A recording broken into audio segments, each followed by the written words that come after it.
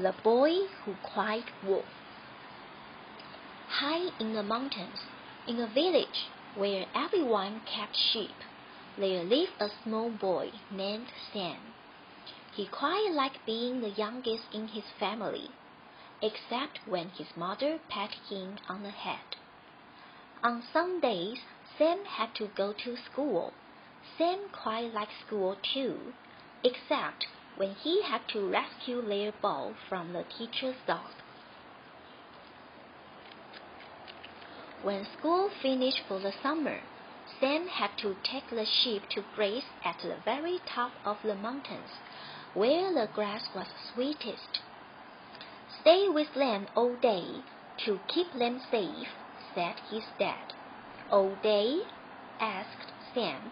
"All day," said his dad.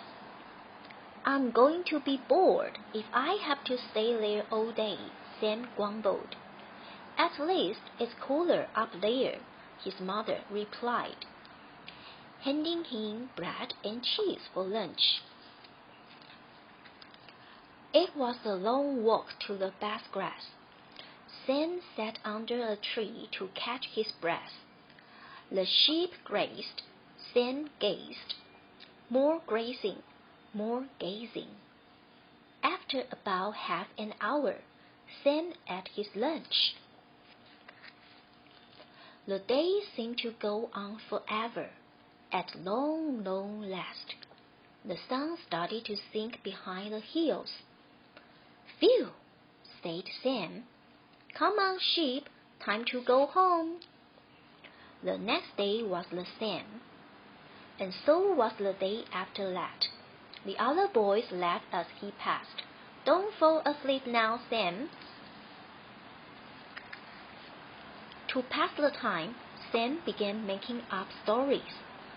Brave Sam was watching the sheep when, suddenly, a lion appeared. You don't see lions in these mountains," thought Sam. "But a wolf, yes, a sneaky wolf might creep up on us." A moment later, he was tearing down the mountain to the fields by the village. "Help!" he shouted. "Help! Help!" Everyone looked up. "Dad!" shouted Sam. "All of you, come quickly! A wolf has come and is attacking the sheep." Grabbing their tools, everyone ran up the mountain. "A wolf?" panted Tom, one of the men. "Where?" The sheep were happily munching grass.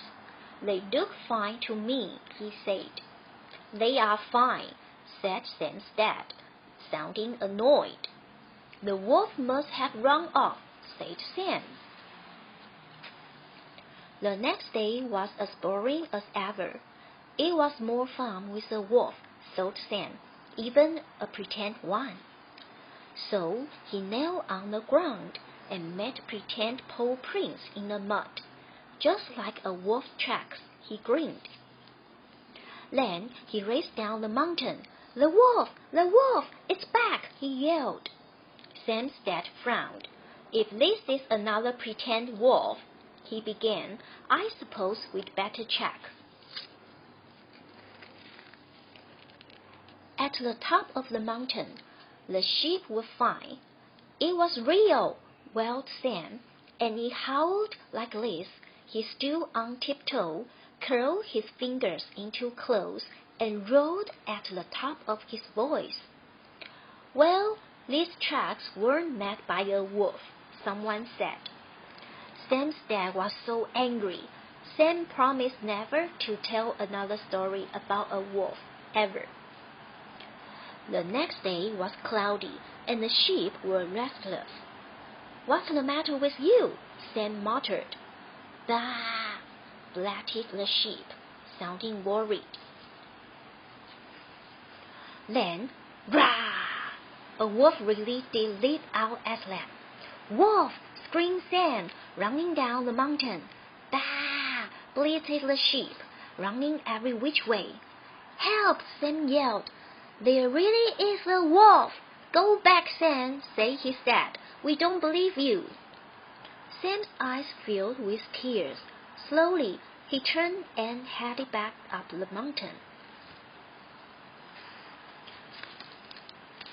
To his relief, the wolf had gone, but so had most of the sheep. "Dad's going to be so angry," thought Sam. He started to hunt around.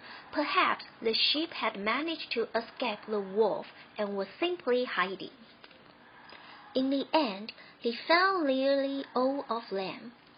It was very late by the time he trudged down the mountain for home. "Sam," cried his mother, "thank goodness you're safe." Everyone was pleased to see that Sam was unhurt. "I'm really sorry about the sheep," he said.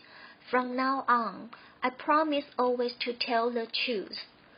And as there really is a wolf, perhaps there should be 2 boys watching the sheep," said his dad.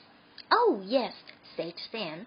"We can talk and play games and chase that scary old wolf far, far away."